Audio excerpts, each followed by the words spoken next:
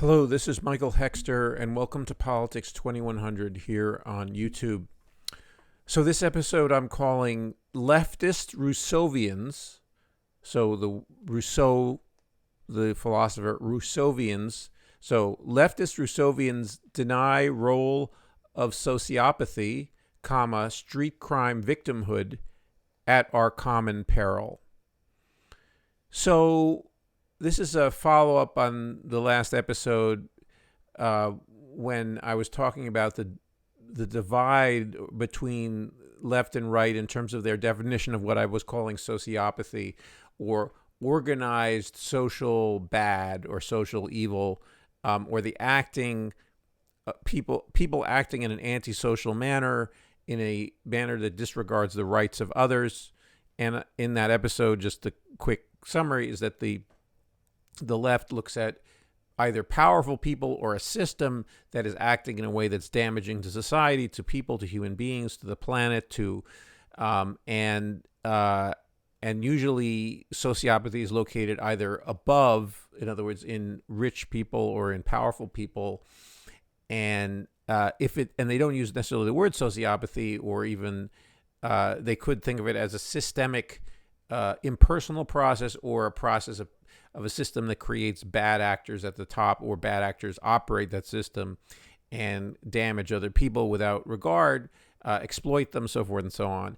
And then the right wing is looking at the sociopathy or social bad as coming from below, or from people who are different looking, who have different color skin, who are in some way not a better sort of person, the better sort of person that the quote unquote better sort of person that the right believes that it's protecting, that it's protecting the rights of those better sorts of people, and implicitly also they are always a servant of the actual ruling elite. They're the more diligent servant, the more even though they make noises as if in the fascist version of the right, as if they are some kind of revolutionary, some kind of populist force that is above, or that is constraining exploitation by the ruling elite, by the rich. So anyway, but this episode is about linking that to a concept, or not linking that, but actually talking about the left and the left's ideas about sociopathy, and how they damage the prospects of the left becoming a hegemonic force in society, and how they damage politics, left politics, in a way that prevents them from becoming the force that they should be in society, the transformative force, the force for good, for a better society. And one of those blocks to that is, there are a number of them, but one of them is what I call Rousseauvianism, or radical Rousseauvianism. I talked about that in episode 52, I think. I believe I'll put a link in the description box. And it's an idea that I guess is original with me, and I made a contrast between Hobbesians and Rousseauvians as this what I call the fundamental polarity in politics. And in a way, what I was just talking about in the last episode is a version of that, where the right are Hobbesians, okay, and the left are Rousseauvians, and the left has an affinity for Rousseauvianism, and there are among the left radical Rousseauvians who are unable to. Sometimes they're not necessarily politically so radical, in terms of their politics, in terms of, they may not be Marxist or far leftist of some form or another, but Rousseauvianism is their dominant ideology that they don't recognize, actually. And that ideology says, in a way that, or that ideology is the wrong word. It's a it's an overarching framework that contains many different ideologies and a meta ideology, you could say, a meta orientation within politics. But anyway, that and I guess the most radical Rousseauvians are anarchists, left anarchists, and in any case, but the idea is that you can't have a position that is left or that is let's not use but a Rousseauvian believes that it's bad or wrong to have a position where you assume that there's some kind of a hierarchy, any kind of hierarchical relationship in society, and that instead what the role of politics is and the role of educators is to stand to one side of the people that you're talking to and you're trying to persuade or convince of the rightness of a path or of to vote a certain way or whatever it is. You're standing to one side of them. You're standing as if they are either equals or they will become an equal very soon to you, that they are growing, that they are. And this is why Rousseau is the basis of much educational theory, is that the teacher provides the framework or the groundwork for, I'm talking about modern educational theory, not the educational theory of maybe 100 or 150 years ago, but where you're standing to one side of the student and you're trying to bring them by forms of Socratic questioning or to some understanding, and you're not dictating to them from a position of on high, of a base of knowledge. You're telling them you have to memorize all this stuff, and then you will, become, you'll get an A or so forth and so on, or you will, be wise then when you can memorize this scholastic body of knowledge. So one is I could call it a Hobbesian approach or a hierarchical or authoritarian approach,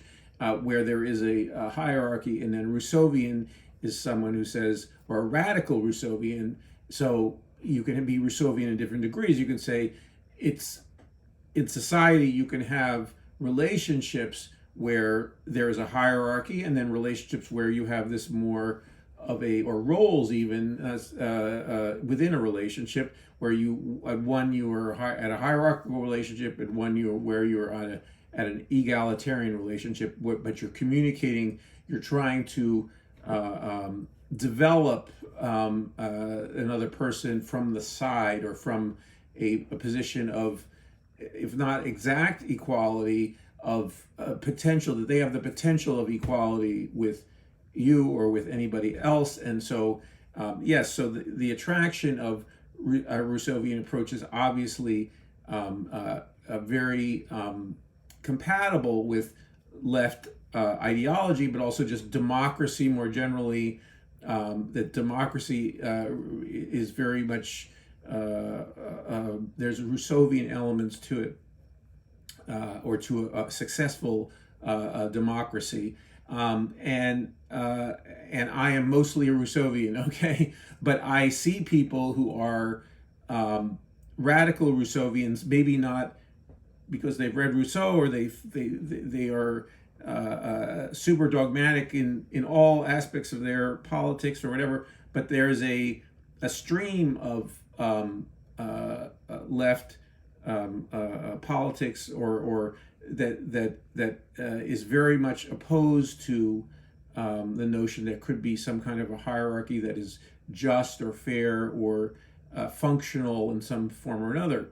So in any case, when it comes to crime and street crime, you have a problem, or sociopathy more generally. So in the study of psychology and quote unquote abnormal or psychopathology, there is the observation or the empirical finding that there's a certain sector, maybe 2 or 3% of the population, that are sociopaths or sociopathic, and within that group there's also psychopaths, as I was mentioning a couple episodes ago. So anyway, so these are people who have a sense of a lack of empathy with other people, and they are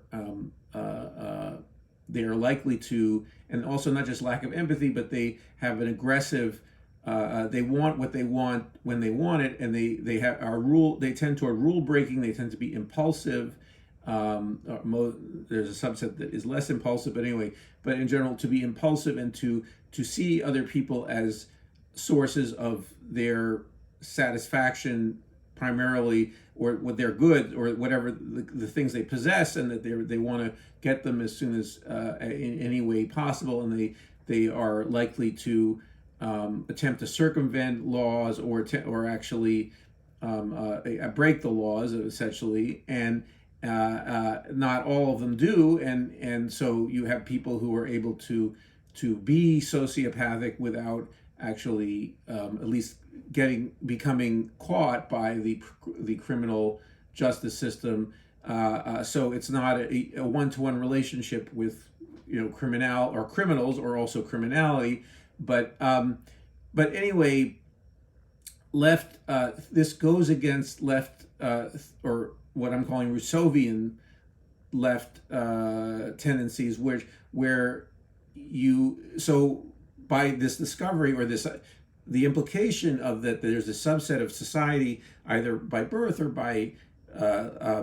by social conditioning. So it's not clear. There may be a genetic component to sociopathy, and there also is a big social component to it. So the social component to it is fairly compatible to a Rousseauvian remedy for that, in sense of creating an environment for someone who has committed a crime to figure out, to be rehabilitated in some form or another. And then there's a group where it's unlikely that they can rehabilitate. And this is a finding that's fairly robust in the way that this has been studied. Though there may, I'm not an expert on this particular area of psychology, but it seems to me to be a reasonable representation of reality. And I don't have a dogmatic attachment to the idea that there are no individual differences, or that there's not a subset of society that or of individuals within the same family, for instance, or within the same neighborhood, so on and so on, at the same socioeconomic strata, who have differences in their relationship to the rights of others, and violating the rights of others, and for their own benefit, and so not a group that violates the rights of others, willy-nilly and unintentionally, but some that do it intentionally, that do it because they have a plan to get something from that person, or that they're get something that they want. And so anyway, this to me is not incompatible with a vision of a better society, a vision of a better reformed criminal justice system. It's totally compatible with it. But we have, again, this is in part a reaction to a debate that happened last week on the Majority Report between Sam Seder and the man named Sean, who calls himself the real justice warrior. And I'll try to put a link to that debate.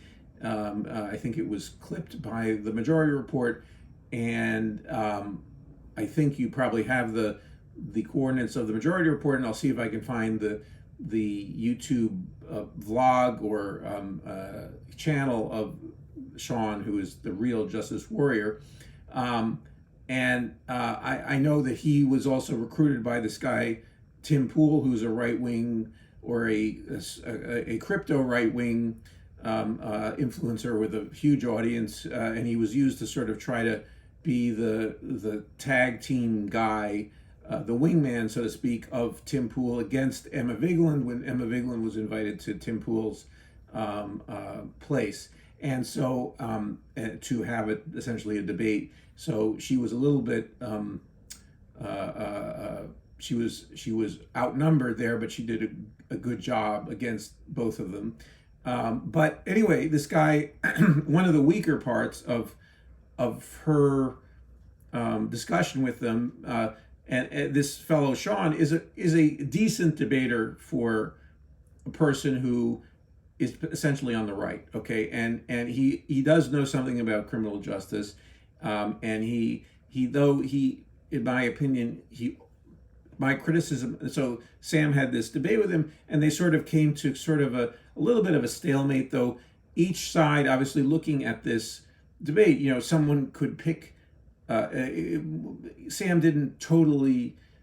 Sam exposed some major issues with Sean's logic, and was suggesting that Sean, had, and it did seem that Sean really had an illogical sequence, basically in terms of the historical sequence of how criminal justice reform, in his mind, inspired by the George Floyd protests, led to the spike that now is sort of leveling off in certain crimes in American cities. And so Sean is trying to say, never ever, he is never ever try to reform criminal justice, because you're going to dispirit and you're going to cause experienced cops and experienced law enforcement people from continuing on that profession if you ever try to reform, and if you ever pay attention to the injustices and the brutality of some of our criminal justice system in the United States. And so you should just back away from that. And so, and it's really more of a cultural argument that he says, I want this culture to continue this culture of cop impunity to continue I think if I put it to him in that way, Sam did not put it to him that way, but I would have continued the discussion saying, it looks to me like you have this belief that any move to reform, and maybe he has some counters to that I haven't heard yet, because Sam didn't really bring it to that level, but Sam was sort of implying that this was, he didn't talk about this positive relation. He was talking about the negative of his logic didn't work to explain the crime spike and the crime leveling off. So what Sam was saying was, since crime is currently sort of maybe leveling off in 2023, and again, he was pushing that a little bit too hard. So Sam was getting a little bit on to shaky ground there, and he was appealing in a way. So you had a debate where different people looking at it would come away with different conclusions, and so it wasn't, again, I don't think a KO by Sam. I mean, Sam could go and talk later on and say, oh look, I really and you had commenters saying like, oh, that was painful to listen to, that guy, you really clowned that guy, he really sounded stupid, so forth and so on. Well, to certain people, they identifying with that culture of law enforcement, so forth and so on, they would, or again, potential crime victims who would look perhaps naively to law enforcement for help, and be afraid of criminal justice reform and anything, and be afraid of any changes. They would, the sort of more cautious, let's say fear-based personalities that you tend to find on the right, they would say, well, Sean really, made some good points, so forth and so on, and Sam didn't really, again, decisively sort of win there. So anyway, and I think this, to me, though this Sam's position in that debate was by no means the most egregious version of this that I find on the majority report, because also Emma and Matt, I think, share the same. They're the two main commentators beyond Sam Seder on that. They share the same, what I call Rousseauvian, or I would say radical Rousseauvian, or in varying degrees radical Rousseauvian idea that you really shouldn't pay too much attention to the possibility that street crime is there and exists, and that there are people who are not necessarily rich and powerful who nevertheless victimize other people, and so that people being afraid of that is anti-progressive, so forth and so on, is taking your eye off the ball. And again, the sympathy, the left is tending to, especially focusing on crime, and also after the George Floyd, but even before then, and for many years and decades, but that the focus is on how cops are committing crime, which George Floyd murder was a crime by a cop, and there should be other prosecutions and outrage about cop behavior. I'm totally on board for that, and so it's a partial view of the picture. So, and the partial view is that and this is something that some on the left are better at. For instance, Cenk Uygur and Anna Kasparian, though I also disagree with certain ways that they talk about this, but there are people who are radical Rousseauvians who, for instance, talk about abolitionism, so abolishing prisons. It seems like saying abolishing police, so forth and so on, because of their inherent their origins as slave patrols, for instance, in the United States. So that there's an inherent seed to this that is racist and so forth and so on, and so therefore you can't contemplate something, a force in society that is like a police, that is armed, so forth and so on, that will confront criminality in society, or try to minimize it and try to help or try to prevent crime, and also try to solve crimes that have happened, so forth and so on, with force, that are backed by military, by quasi-military force, or deadly force, you can say. So anyway, so there's a fear of going against the quote unquote this abolitionist movement, and being called a racist, being called a reactionary, so forth and so on, or a cop lover, or whatever it is, though the last one is not used that much, but implied. And there is a very reasonable position of, well, why can't we have a criminal justice system like they have in Scandinavia, which probably has some of its problems too, but the rehabilitation, the prison system there is much less harsh. It's much more Rousseauvian in its approach to criminality, much more rehabilitative. But that easy,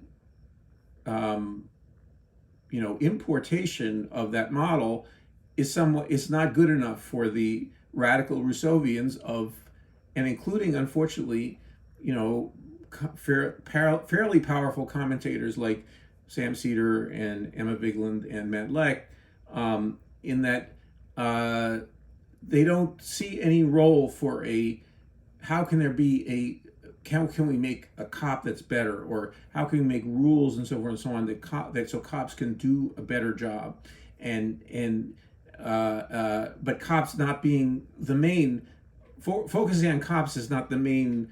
I agree with the Rousseauvians in that there are so many social conditions that we need to be working on as a broad social democratic project. Okay, so this is where you need to state your ideology and say, we have an ideology, we have a whole program, not just to prevent crime, but to create a livable society, not just to focus on crime as the reason. So let's use crime as crime is a expression of a sick society, or let's say the level of crime, let's say, is not necessarily all crimes. So you will have crimes even in a highly egalitarian society that is, a caring society, so forth and so on. I think that the crimes will still exist. So, and you can't be naive in that way. But on the other hand, you also can't let your ideology dictate what the reality is. And in a sense, the reality is there are people who will be trying to game, your Rousseauvianism, and that's a big right-wing kind of thing. And they like to look for the unintended consequences of good intentions. So, I mean, and they play that up, and they say, well, you can't have good intentions because there'll be unintended consequences. And that's ridiculous and stupid. But you also need to be on the lookout for how, those, that there are people there are people who are out there trying to take advantage of you, even if you are offering all the love that you can possibly muster for people you don't know, for people who are, not in your position. That you're in a role, for instance, as a social worker or as a social organizer, as a political activist, so on and so on. There are people who are, maybe want to scam you or whatever, use your politics, whatever. So that's out there too. And so, and I'm calling that, in this case, sociopathy of some kind or another. So that is all, but that doesn't mean you need to give up on your ideals, give up on a Rousseauvian approach. So I want to name it.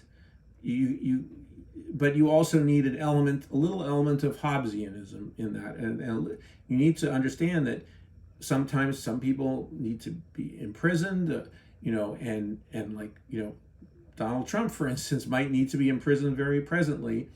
And not necessarily only him, he's an elite, or a privileged scion of a wealthy family, and so forth and so on, and therefore leftists will not shed many tears for him falling from grace, or for becoming imprisoned, or all that kind of thing. But there are people in other circumstances who likewise might need to be imprisoned, people in much less privileged circumstances. And so and anyway, so the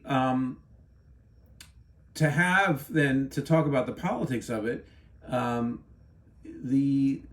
there are almost many more people who are potential victims of property crime or violent crime.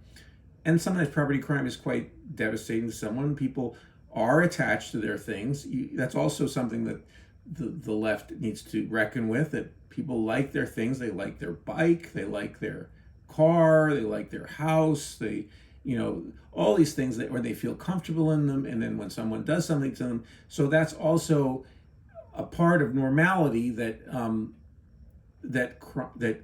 crime victims feel intensely when something bad happens to the things that they are attached to. So that's an element as well that's going beyond the Rousseauvian, Hobbesian distinction I'm making. But there is a correlation in a way between the people who believe in this hierarchical relations being better and more comfortable, and attachment to property and to things. And the Rousseauvians tend to be a little more, devil may care with regard to things, or at least the way they talk.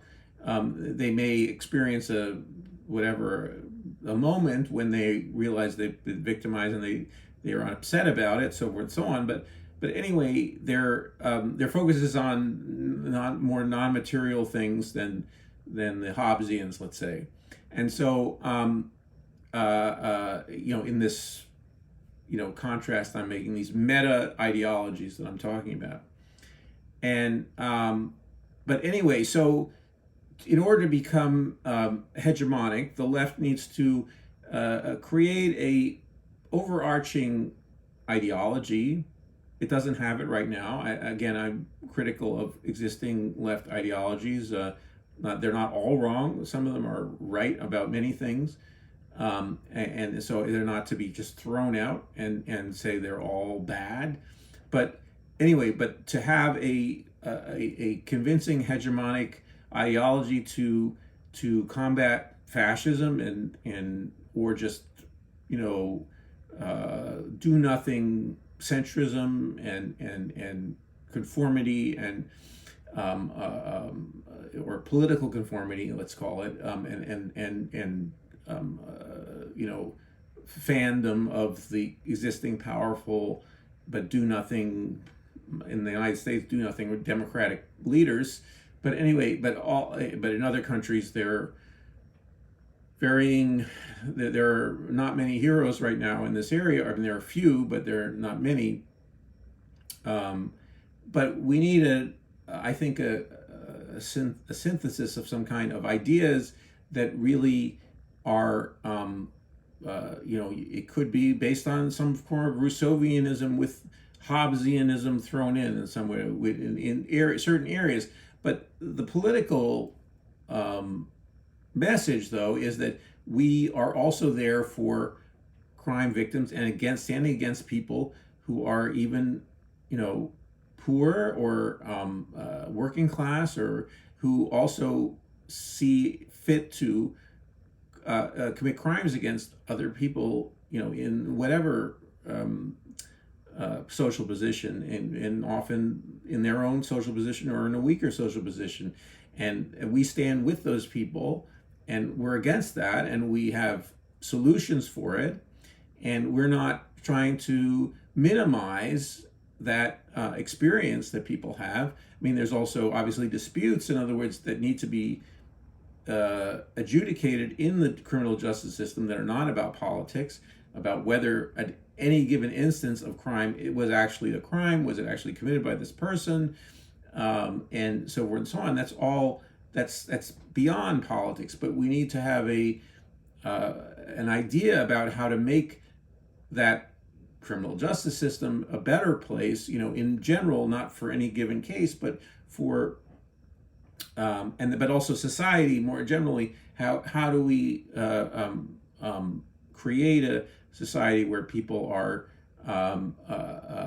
if either one, caring about the welfare of other people and their families, but also people around them, people they know, people they don't know even, but also are willing to observe when people are really hurting other people, and or taking advantage of them, or stealing from them in some form or another, and have an instance to report them to the police or whatever it is, where they feel confident that the process will be fair, and that there will be some form of punishment of some kind or some kind of rehabilitation even, or recognition of the wrongs, and maybe a reconciliation process or whatever it is that will make sure that the likelihood of that to happen again to be minimal, or maybe even non-existent, but certainly minimal. So anyway, but a readiness to not just to stand with unjustly or perpetrators who are of a lower lower social status, or who are from a oppressed race in some form or another, and say, well, those people are being oppressed by the criminal justice system, which they often are. Not only to say that, but also to say we are also standing with the victims of that, so that it's not we're not seen as the left, we're not seen to be partial to one or the other. So that in a way is also blocking. So the Hobbesian formula, which the right is celebrating and over and over again, which is the sadistic beating, the basically corporal punishment / imprisonment / killing of people who transgress in one form or another, and the idea that is the way you deal with it, is that you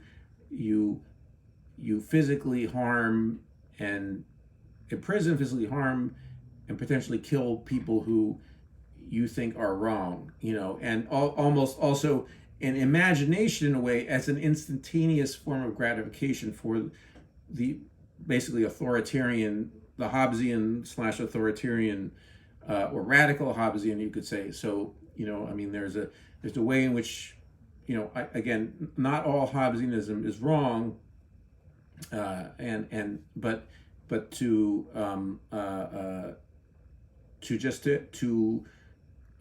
be able to, well, you need to see that. So the contrast. So the political project is to fight this celebration of the sadism of the cops and the sadistic glee of the onlookers who believe someone is a criminal and they want to see that person, and the media, for instance, that we have lately, this unfortunate incident where an influencer was trying to give away, this happened a couple days ago, trying to give away game consoles and gift certificates and so forth and so on, and they didn't really understand what they were doing, and they created a riot, and this is being used by the people who think that there are locations in America where this kind of people exist that need this kind of sadistic beating down. And so there was some incidents of cops doing this to people, and there were arguments online about whether this was justified or not by this person, for this person or that person. But anyway, it's become in right-wing media. And also you have millions of, or not millions, but thousands of instances or hundreds of incidents, let's say, every few months or whatever, that are used as fodder for this, to fuel this sadistic idea that the Hobbesian has about the way you deal with wrongdoing, with sociopathy, is to beat on it, to beat on the people who are and to create a spectacle of it, and to reinforce your own idea of rightness, and also that might makes right. So the might of the police, the might of, you want to build up your own armament. In the United States, we're allowed to build up personal arsenals, but also build up the arsenal of the police and the military and so on and so on, so you can beat on other people. And it's also transferred to international politics, that you can beat on other nations. So it's this. So we need a counter ideology that understands that position, that understands the attractions of it, but says no, it's ineffective. It doesn't work. It doesn't create security. It doesn't stop crime. It doesn't, or it stops crime only on the margins. And, we need an alternative. And the alternative is not the exact mirror opposite of that. Okay.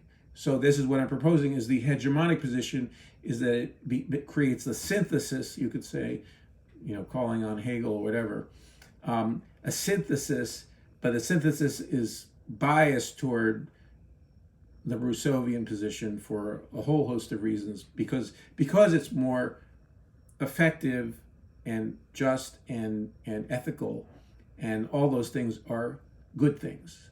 So anyway, I'll stop here, and I'll probably bring this up in another episode, maybe have a very specific incident to go into more detail about, and to go through the actual transcripts of various discussions of an actual criminal proceedings, and so on.